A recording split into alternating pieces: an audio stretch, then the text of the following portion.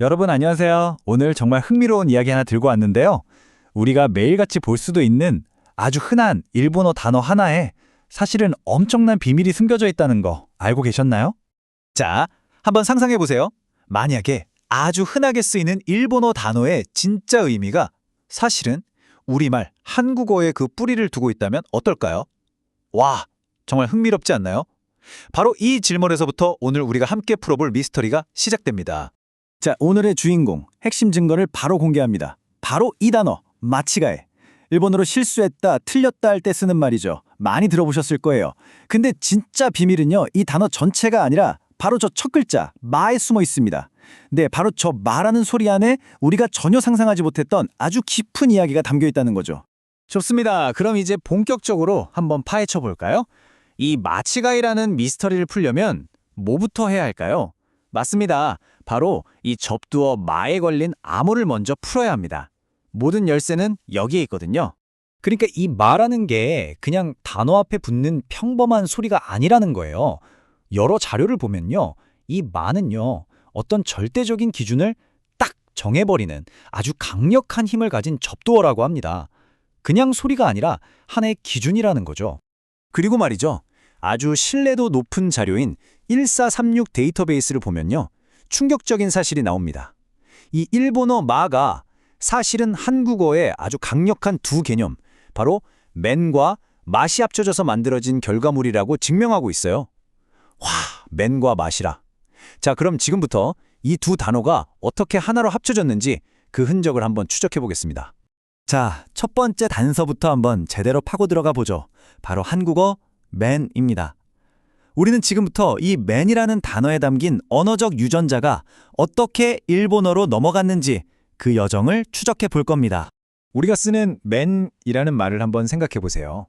맨손, 맨발 할 때 쓰잖아요. 맞아요. 첫 번째 의미는 바로 아무것도 섞이지 않은 순수한 상태를 뜻합니다. 그리고 두 번째 의미도 있어요. 맨 꼭대기, 맨 끝 할 때처럼 가장 극단적인 지점을 뜻하기도 하죠. 순수함과 극단. 이 두 가지 의미 꼭 기억해 두세요. 이게 바로 다음 단계의 핵심이거든요. 자, 이제 정말 흥미로운 지점입니다. 이 순수함이라는 개념이 어떻게 두 언어에서 이렇게까지 똑같이 쓰일 수가 있을까요? 하면 보세요. 아무것도 안 탄 순수한 물, 맨물이 일본어로는 마미즈가 되고요. 옷을 안 입은 맨몸은 마하다카. 흐트러지지 않은 맨정신은 마고코로가 됩니다. 소름 돋지 않나요? 이건 우연이라고 하기엔 너무나도 완벽한 일치입니다. 근데 여기서 끝이 아닙니다. 진짜 놀라운 건 이제부터예요. 아까 맨의 두 번째 뜻이 극한이라고 했죠. 이 개념에서도 똑같은 현상이 나타납니다. 맨과 마가 둘 다 어떤 상황의 가장 끝을 의미하는 데 쓰이는 거죠.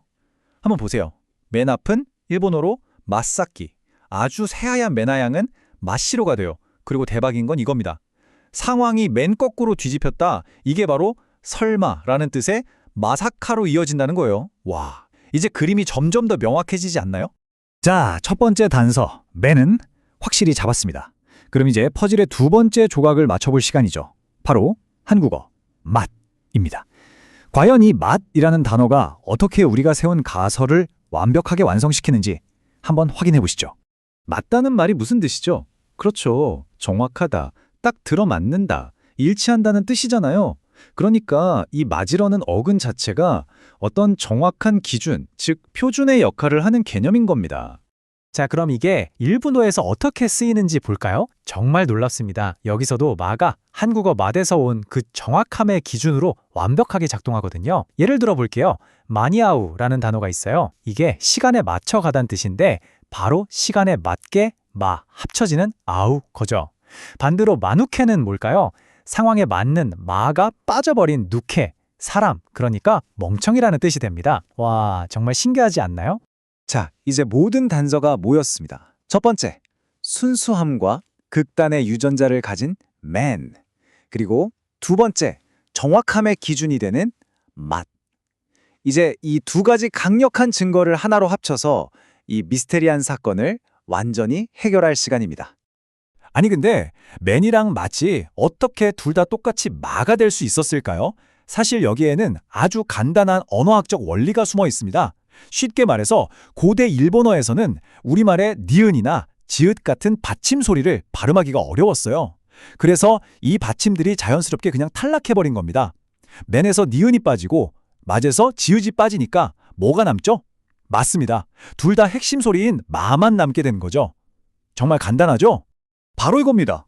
이게 핵심이에요. 일본어의 마는 단순히 하나의 소리가 아니라 한국어 맨이 가진 순수함의 의미와 맛이 가진 정확함의 의미를 모두 흡수해버린 거예요.